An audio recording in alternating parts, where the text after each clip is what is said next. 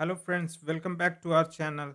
आज हम बात करने वाले हैं प्रेगनेंसी की एक ऐसी सीरियस कॉम्प्लिकेशन के बारे में जो साइलेंट किलर नाम से भी जानी जाती है। हाँ, मैं बात कर रहा हूँ इक्लेम्सिया की। जीएनएम स्टूडेंट्स के लिए ये टॉपिक बहुत ही इम्पोर्टेंट है, क्योंकि आप ही वो फ्रंट लाइन वॉरियर हो जो इस सिचुएशन में पेशेंट की लाइफ बचा सकते हो।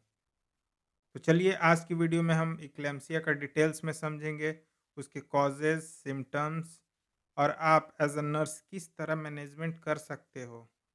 वीडियो एंड तक ज़रूर देखिएगा, क्योंकि ये नॉलेज आपके फ्यूचर में किसी की जान बचा सकती है। तो चलिए शुरू करते हैं, देखते हैं क्या है eclampsia. Define eclampsia. Second one is write the sign and symptoms of eclampsia. और सी में क्या कह रहा है, explain treatment and nursing management of patient with eclampsia. तो आइए इक्लेम्सिया का हम डेफिनीशन देखते हैं। यह रोग प्री एक्लेम्सिया की बढ़ी हुई गंभीर अवस्था होती है। इससे प्री एक्लेम्सिया के लक्षण के साथ में दौरे यानी कन्वल्जन व अचेतना कोमा की स्थिति भी सम्मिलित हो जाती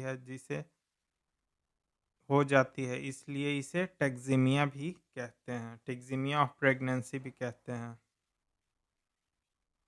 तो क्या था, यह रोग प्री एक्लेम्सिया की बढ़ी हुई गंभीर अवस्था है। इक्लेम्सिया क्या है, प्री एक्लेम्सिया, इक्लेम्सिया से पहले प्री एक्लेम्सिया आता है और वो ज़्यादा बढ़ जाता है, और उसी का बढ़ा हुआ गंभीर अवस्था ही इक्लेम्सिया कहलाता है। तो चलिए सेकेंड डेफिनीशन हम देखते हैं। इक्लेम्सिया एक गंभीर प्रसूति संबंधी स्थिति है जो प्री एक्लेम्सिया की प्रगति में विकसित होती है। देखिए अभी हम वही बताए थे, इक्लेम्सिया एक गंभीर प्रसूति संबंधी स्थिति है जो प्री एक्लेम्सिया की प्रगति के रूप में विकसित होती है। इसमें गर्भवती महिला को दौरे सीजर आते हैं, जो कि हाई ब्लड प्रेशर और प्रोटीन यूरिया यानी पेशाब में प्रोटीन आना के साथ होता है। यह माँ और बच्चों दोनों के लिए जानलेवा हो सकता है। तो ये था हमारा इक्लेम्सिया का डेफिनीशन। इसके कॉज देखते हैं, इसके कॉज क्या क्या हैं, आप लोग को अच्छे से दिख रहा होगा। कॉज, इसके कारण अज्ञात है, अभी तक इसका कारण कुछ पता नहीं चला है। प्री इक्लेम्सिया के गंभीर लक्षण के साथ में दौरे, कन्वल्जन तथा कोमा आती है, तो यह अवस्था इक्लेम्सिया बन जाती है। इसके ये कॉज था। और सिम्टम्स, सिम्टम्स हम देखेंगे। सेरिब्रल एडिमा के कारण बेहोशी के साथ दौरे पड़ने लगते हैं, और ये दौरे इक्लेम्सिया का मुख्य लक्षण होते हैं। ये था इक्लेम्स। महिला का रक्तचाप बढ़ा रहता है, रोगी को मूत्र कम आता है, जी मचलना व उल्टी, नौजिया और वॉमिटिंग होता है, उदर के ऊपरी भाग में दर्द व ऐंठन होना, मस्तिष्क में रक्त तथा ऑक्सीजन की आपूर्ति कम होना, महिला का ललाटिये सिर दर्द यानी फ्रंटल हेडेक होना। ये था हमारा सिम्टम्स। इसके स्टेजेस हम देखेंगे, स्टेज कौन कौन से हैं। इक्लेम्सिया में दौरे के 4 अवस्थाएं होती है। कौन कौन सी, pre monitoring stage, tonic stage, convulsive stage and fourth one is coma stage. तो देखते हैं प्री मॉनिटरिंग स्टेज। यह अवस्था आधी मिनट तक रहती है। स्त्री की आंखें ऊपर को अथवा साइड में घूम जाती है, हाथ पैर, चेहरे तथा जीभ की पेशियां अनियंत्रित होकर फड़कने लगती है। ये थी प्री मॉनिटरिंग, आधी मिनट तक रहती है। और जो स्त्री जो इक्लेम्सिया से जूझ रही हो, उसे हाथ पैर, चेहरे तथा जीभ की पेशियां अनियंत्रित होकर फड़कने लगती है। टोनिक स्टेज में क्या कह रहा है, यह ऐंठन की अवस्था 12 मिनट तक रहती है। हाथ की मुट्ठी भींचने लगती है। डायफ्राम में भी ऐंठन होने लगती है। श्वसन क्रिया अवरुद्ध होती है। चेहरे की पेशियां फड़कती है। जीभ बाहर को निकलता है। ये था टोनिक स्टेज। कन्वल्सिव स्टेज देखेंगे क्या है। इसकी अवधि लगभग 5 मिनट की रहती है। मुख से झाग व लार निकलने लगती है। दांत दांतों से जीभ कट जाने का खतरा रहता है। शरीर की समस्त मांसपेशियां में संकुचन तथा शिथिलन होती है। सांस लेने पर घर घर जैसी आवाज आती है। ये थी कन्वल्सिव स्टेज।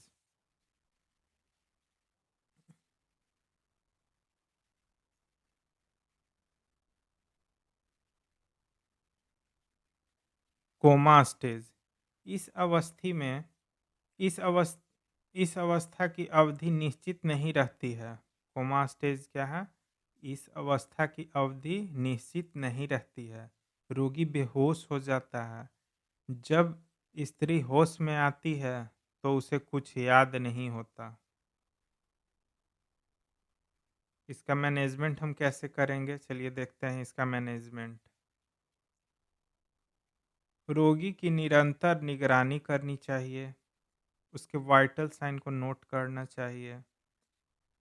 जबड़ों के मध्य मुख खोलने वाला माउथ गैग लगा देना चाहिए ताकि जीभ न कटे। हम कन्वल्सिव स्टेज में ही देखे थे कि दांतों से जीभ कटने का खतरा रहता है, तो इसलिए हम माउथ गैग लगा देंगे ताकि जीभ बची रहे। मूर्छा या दौरे के समय में मुख से निकलने वाला झाग या लार को श्वास नली में जाने से रोकना चाहिए। मूर्छा या दौरे के समय में मुख से निकलने वाला झाग या लार को श्वास नली में जाने से रोकना चाहिए। इसलिए रोगी को साइड में लिटाने की कोशिश करनी चाहिए और उसके मुख को साफ करते रहना चाहिए ताकि वो अंदर ना जाए। चौथा है गर्भवती गर्भवती महिला के गर्भ में स्थित शिशु के एफएसएच फेटल हार्ट साउंड को सुनकर नोट करना चाहिए। रोगी की यूट्राइन पाल्पेशंस को नोट करना चाहिए। रोगी का कमरा हवादार, स्वच्छ तथा शांत होना चाहिए। रोगी को सेडेटिव आईवी डेक्सट्रोज के साथ देना चाहिए। सक्स सक्सनिंग के सक्सनिंग के द्वारा मुख या वायुमार्ग की सफाई करनी चाहिए। महिला को ऑक्सीजन की आपूर्ति में सावधानी बरतनी चाहिए। यदि आवश्यकता हो तो वेंटिलेटर का प्रयोग किया जाना चाहिए। तो ये था हमारा मैनेजमेंट। हम इस तरह इक्लेम्सिया का मरीज का मैनेजमेंट कर सकते हैं। ट्रीटमेंट देखते हैं, ट्रीटमेंट में क्या है। दौरे की स्थिति में सर्वप्रथम मैग्नीशियम सल्फेट का प्रयोग करना चाहिए। यह ड्रग ऑफ चॉइस होती है। इक्लेम्सिया का मरीज को सबसे पहले मैग्नीशियम सल्फेट की दवा देनी चाहिए। उच्च रक्तचाप की स्थिति में रोगी को उच्च रक्तचाप रोधक व मूत्रल दवाइयाँ चिकित्सा के निर्देशानुसार दी जाती है। यानी लैसिक्स हम दे सकते हैं, जिससे रोगी बार बार सूसू करेगा, टॉयलेट करेगा और उसका बीपी नॉर्मल होगा, लो होगा हाई से। रक्तचाप के नियंत्रित हो जाने पर इनमें से उपयुक्त दवा को मुख द्वारा देते रहना चाहिए। हार्ट रोगी में उचित मात्रा में डिजॉक्सिन का इंजेक्शन आईवी मार्ग द्वारा देना चाहिए। आवश्यकता अनुसार रोगी को ऑक्सीजन दी जानी चाहिए। चलिए देखेंगे हम नर्सिंग मैनेजमेंट।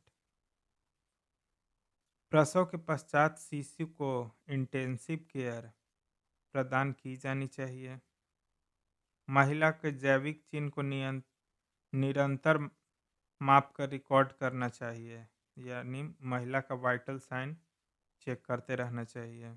महिला का घबराहट को शांत करना चाहिए।